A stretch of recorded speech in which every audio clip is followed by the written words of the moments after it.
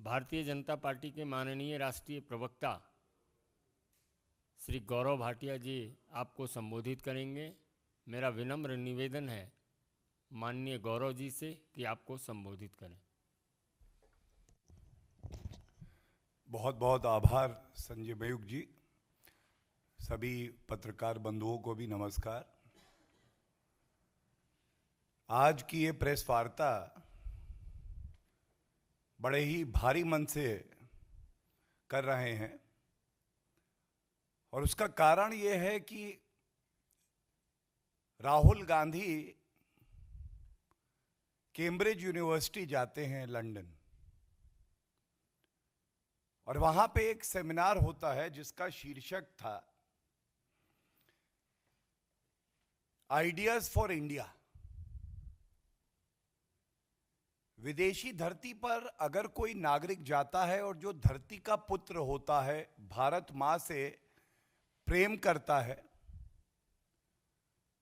वो अपने देश की एक ऐसी छवि प्रकाशित करता है जिससे कि ना केवल 135 करोड़ भारतीयों को, बल्कि जो भारतीय मूल के निवासी हैं और वहां के निवासी हैं, उनको भी लगे कि भारत कितना महान देश है।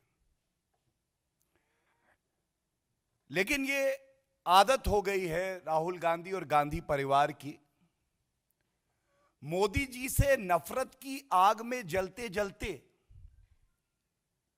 वो भारत माता के खिलाफ ही वक्तव्य देने लगे हैं। और इस सेमिनार का शीर्षक कांग्रेस पार्टी को आइडियाज फॉर डिस्ट्रॉइंग इंडिया रखना चाहिए, क्योंकि यही उनकी मानसिकता है। भारत को नीचा दिखाओ, मोदी जी से नफरत करो। और इस बात पे अब भारत की जनता को शक नहीं रहा है कि Rahul Gandhi is a habitual offender. ये हर बार गलती करते हैं और दूसरी बार इनके सामने केवल एक ही लक्ष्य होता है कि अपनी पिछली गलती से बड़ी गलती मैं कैसे करूं। एक अपरिपक्व नेता, एक पार्ट टाइम पॉलिटिशियन, आप भारतीय जनता पार्टी का विरोध कर सकते हैं, स्वस्थ राजनीति का यह हिस्सा है, लेकिन आप हमारे देश के लिए, भारत के लिए अगर अपशब्द कहेंगे, बेबुनियाद आरोप लगाएंगे, तो ना केवल भारतीय जनता पार्टी पुरजोर तरीके से इसका विरोध करेगी। हमारा यह मानना है 135 करोड़ भारतीय जो हैं, वो आपकी इस नफरत की विचारधारा को नेस्त नाबूद कर देंगे।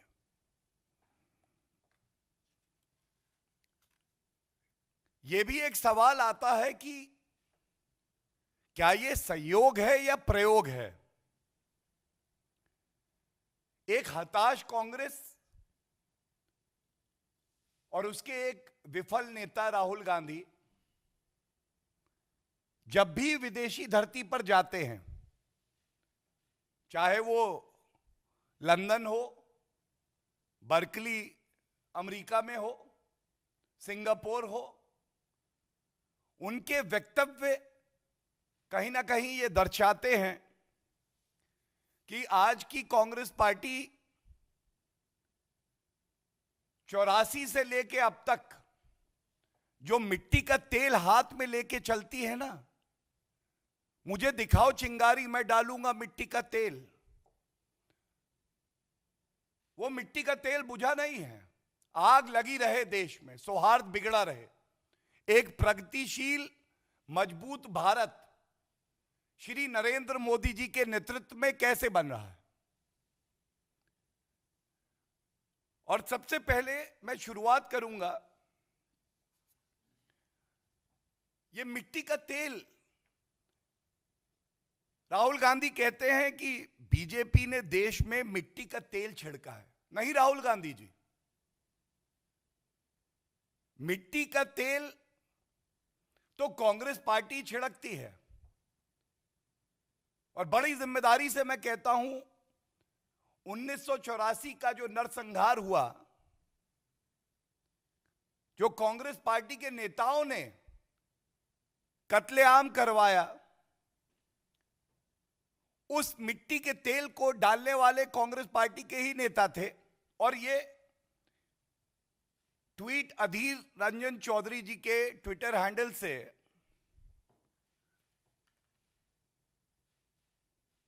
21 मई 2022 क्या कहता है?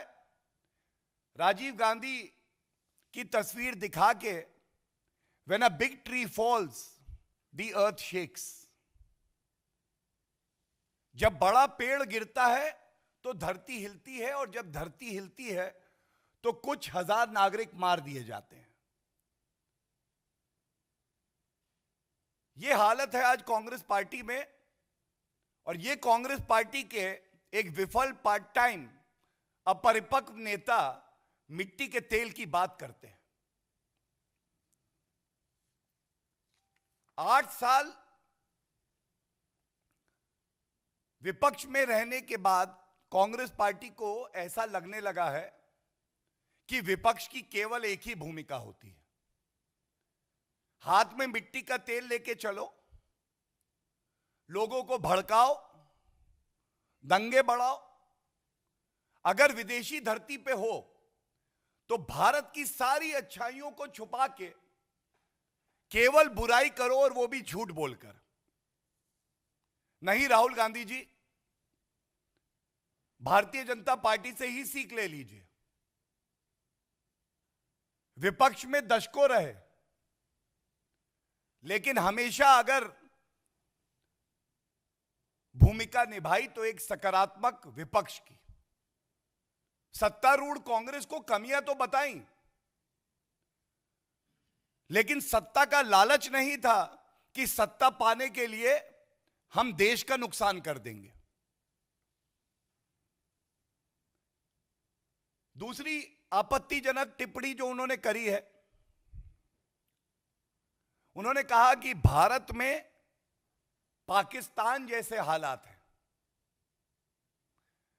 राहुल गांधी जी, यह भी हमें पता है कि आपको पढ़ने लिखने में ज्यादा रुचि नहीं है।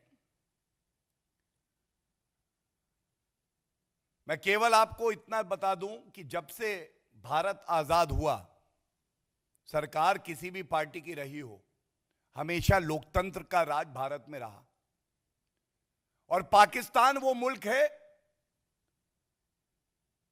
आजादी के 75 वर्षों में आधे समय वहां पे तानाशाह हुकूमत रही।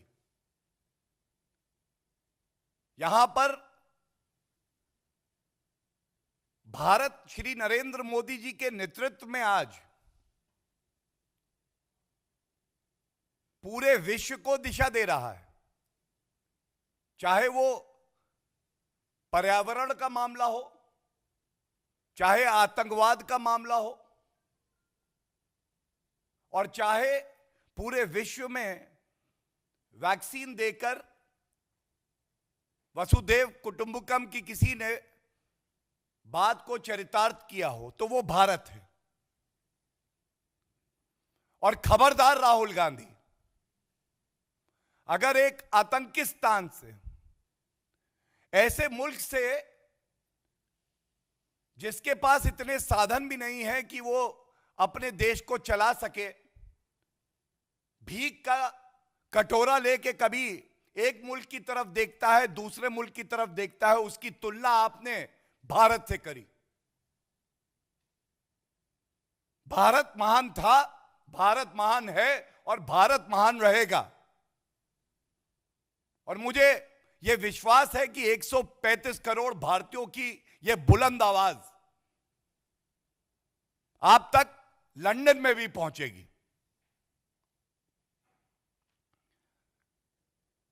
तीसरी बात जो उन्होंने कही है, वो उन्होंने कहा है कि भारत में लोकतंत्र खत्म हो गया है।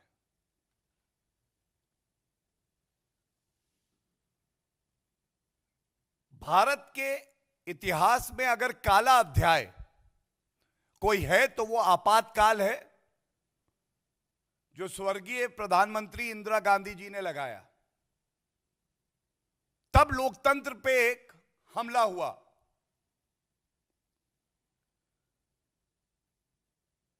और ये कैसी कांग्रेस पार्टी है, ये कैसा गांधी परिवार है जिसको विश्वास नहीं सर्वोच्च न्यायालय में, जिसको विश्वास नहीं इलेक्शन कमीशन ऑफ इंडिया में, जिसको विश्वास नहीं है प्रधानमंत्री के उच्च पद पर, जिसको लोकतंत्र के चौथे स्तंभ मीडिया पे विश्वास नहीं है, जिसको ईवीएम पे विश्वास नहीं है, और यह कहना गलत नहीं होगा कि जिसको जनता पे भी विश्वास नहीं है। यह कैसी कांग्रेस है? अभी 2 महीने पहले उत्तर प्रदेश का ही उदाहरण दे दे, एक ऐतिहासिक जीत भारतीय जनता पार्टी ने दर्ज करी।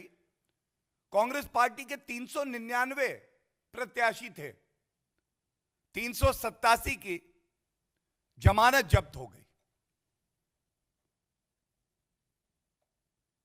राहुल गांधी जी, आप देश के यशस्वी आदरणीय प्रधानमंत्री जी से नफरत करते हैं, यह जग जाहिर है, लेकिन खबरदार, अगर आपने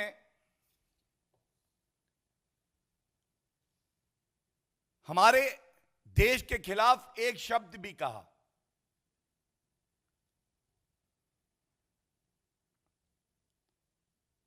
एक बात और कहूंगा और बड़े भारी मन से हम ये आपके समक्ष रखेंगे। राहुल गांधी जी की राजनीति ऐसी हो गई है कि कोई पीएचडी के एग्जाम में बैठना चाहता है लेकिन किताबों से नफरत करता है और नर्सरी पास नहीं करी। विदेश नीति पे राहुल गांधी जी एबीसीडी नहीं जानते हैं, और वो इस तरह के अनर्गल बयान देते हैं। राहुल गांधी जी कहते हैं कि लद्दाख में हालात यूक्रेन जैसे हैं।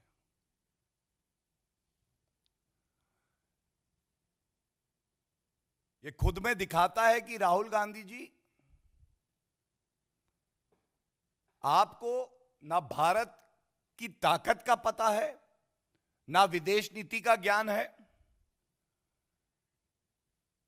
और आपने ऐसा पाप किया है जो धुलने वाला नहीं है, क्योंकि यह सर्वविदित है। हमारे देश की वीर सेना के जवान कर्नल संतोष बाबू जी, इन्होंने शहादत दी भारत की धरती के लिए। भारत की ताकत यह थी कि जिस सेना को लगता था कि हम बहुत वीर हैं, उनको पीछे जाना पड़ा।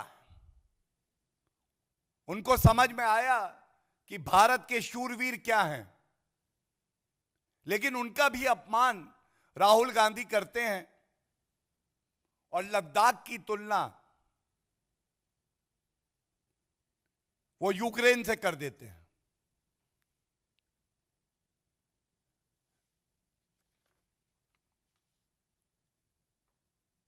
मैं सिर्फ इतना ही कहूंगा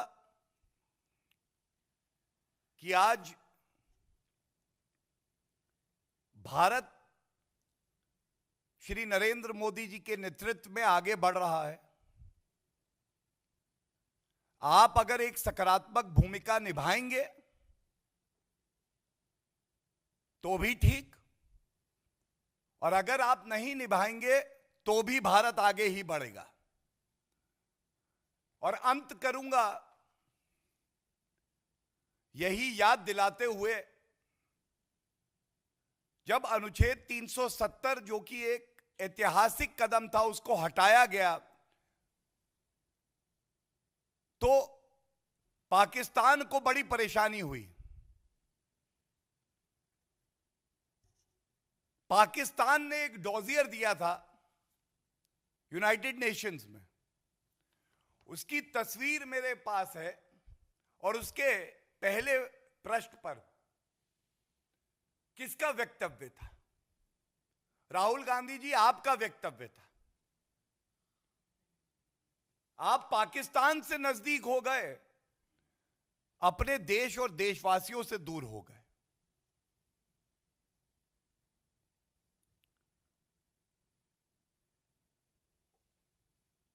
इस प्रेस वार्ता का अंत यही कह के करेंगे, पूरे विश्व को आज पता है 195 करोड़ टीके, सुरक्षा कवच अगर भारतीयों को लगे हैं तो वो हमारे देश की महानता है। कोविड की महामारी में कितने बड़े देश जो अपने आप को मजबूत समझते थे, कमजोर हो गए और भारत और मजबूत होकर निकला। 80 करोड़ भारतीयों को अन्न देना कि कोई भूखा ना सोए, इसकी चर्चा अगर आप राहुल गांधी जी विदेश में करते तो अच्छा होता। 11 करोड़ गैस सिलेंडर महिलाओं को देना, 11 करोड़ शौचालय बनना। आप तुलना ऐसे देशों से करते हैं जिनकी मदद आज भारत कर रहा है। नफरत का मोतियाबिंद अगर किसी को हुआ है तो वो राहुल गांधी हैं। और बड़े भारी मन से हम कहते हैं, ठीक है आप विपक्ष में हैं, विपक्ष का मतलब ये कतई नहीं है कि आप नफरत की आंधी में भारत को नुकसान पहुंचाएं। धन्यवाद।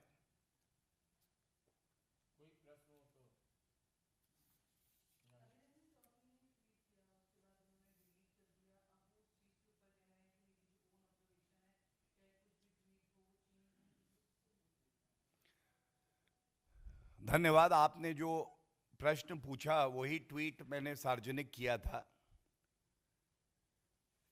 ये जब पार्ट टाइम राजनीति आप करते हैं और नफरत से भरे होते हैं तो अक्सर आपका जो असली चरित्र है वो बाहर आ जाता है।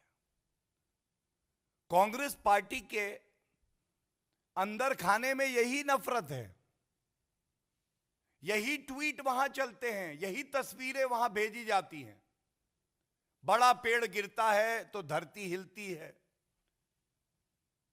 हुआ तो हुआ, सैम पित्रोदा ने कहा था। तो आज ये दुखद है लेकिन आश्चर्यजनक नहीं है। Any other question?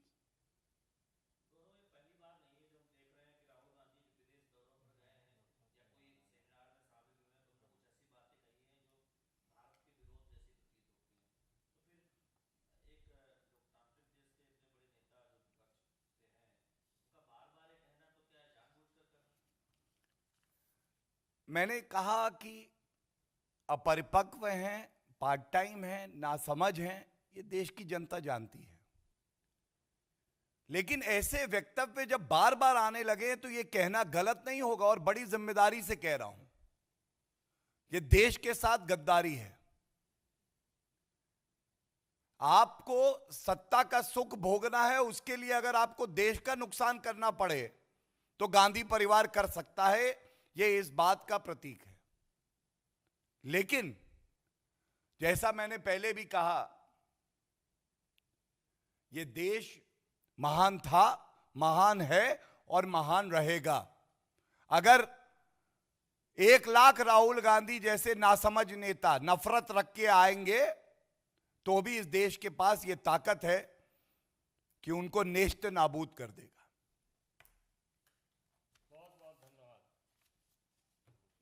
Thank you everyone.